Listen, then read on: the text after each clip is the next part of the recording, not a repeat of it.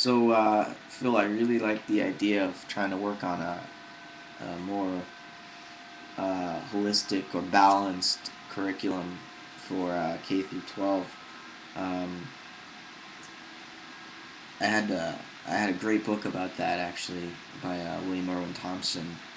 You should look up his Wikipedia article or Google him if he doesn't have a wiki article. But he had a curriculum for kindergarten through 12th grade based on the evolution of human consciousness and the movement, from um, the kind of hunter-gatherer mentality to an agricultural mentality to a city-state, um, to a kingdom, to a nation, and a child sort of inhabits the world in a similar way as it recapitulates its phylogenetic inheritance in its individual life.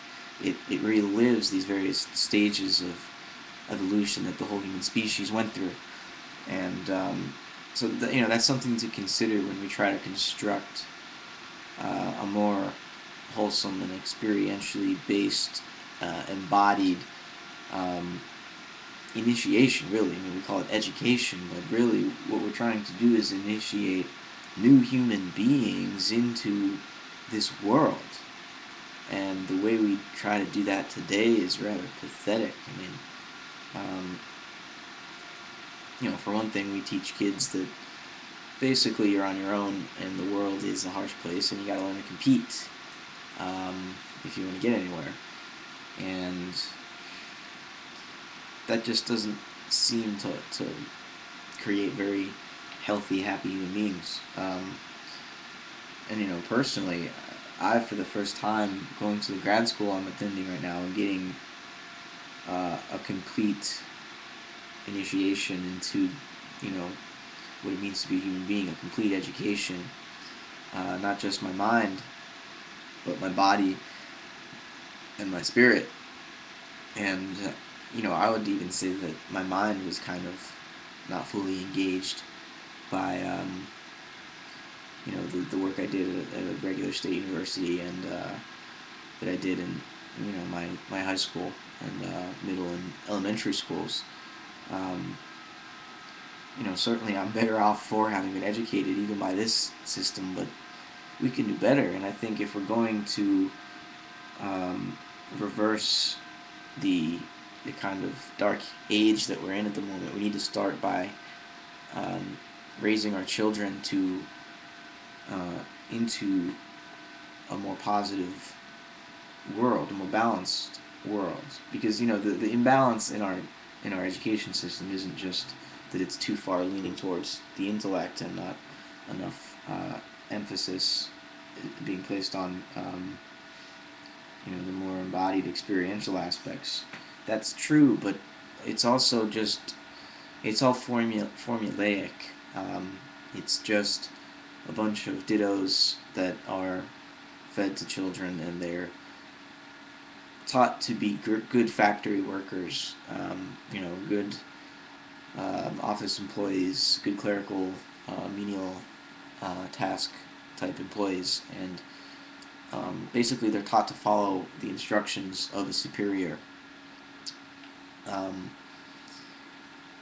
and so the problems run deep, and I'm gonna do a little bit of reading on this because it's definitely sparked my interest. I've kind of decided that I'm going to be a teacher of some kind. Part of me wants to teach at the university level. I'll obviously have to continue my education for a few more years before that's possible, but I can also see myself liking teaching younger children. So um, I'm definitely interested in exploring this idea of a curriculum. So we'll think about that more as we continue to reflect in this dialectical progression of thought.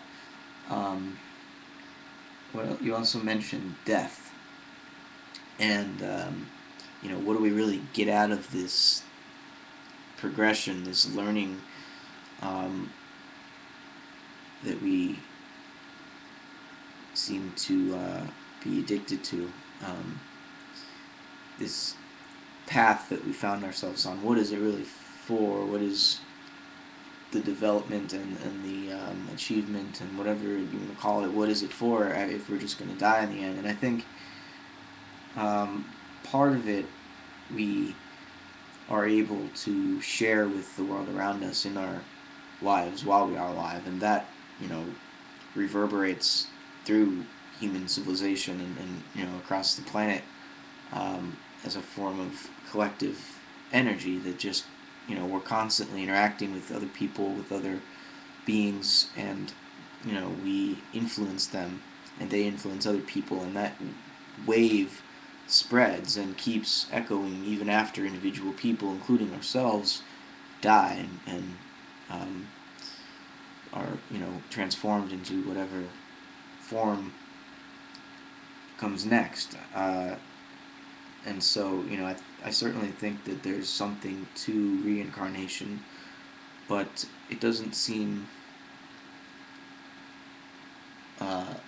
relevant. I mean, it doesn't matter whether it actually happens, whether we actually reincarnate or not, because I think the process of transformation, of reincarnation, so reorganizes our consciousness that to talk as though there were some individual soul that passes from body to body would be a sort of overly simplified, literalized way of thinking about it. If we're all already one consciousness, then reincarnation doesn't imply that you, as whatever you thought your individual egoic self was, is going to be dropped into a new body after this one dies. I think it's more that, you know, you die, you return to the sea of unity, and then some urge or another, you know, based on karmic influence that we all share, eventually your energy which exists now as this body will pop up again in the form of some other body, but it's as much you as it is anybody else, which is true, I think, even now in this very moment of yourself. You're as much yourself as you are anybody else. And, you know, the reason for trying to work on becoming a better, more compassionate human being, I guess there are obvious reasons that I don't think I need to justify, but it seems to me to be the course, the trend, the trajectory of the entire cosmos, the entire evolution of the universe, is attempting, matter itself is attempting to embrace itself in ever more complex ways, to see and examine itself in ever finer detail, to know the truth, to experience beauty and goodness and love. The whole thing seems to be doing that, and so for us as human beings to follow suit, just it kind of just comes natural, doesn't it? The reason is it should be self-evident, right? Well, I think I'm gonna go to bed. So definitely look forward to exchanging some more videos over the weekend and throughout the rest of time.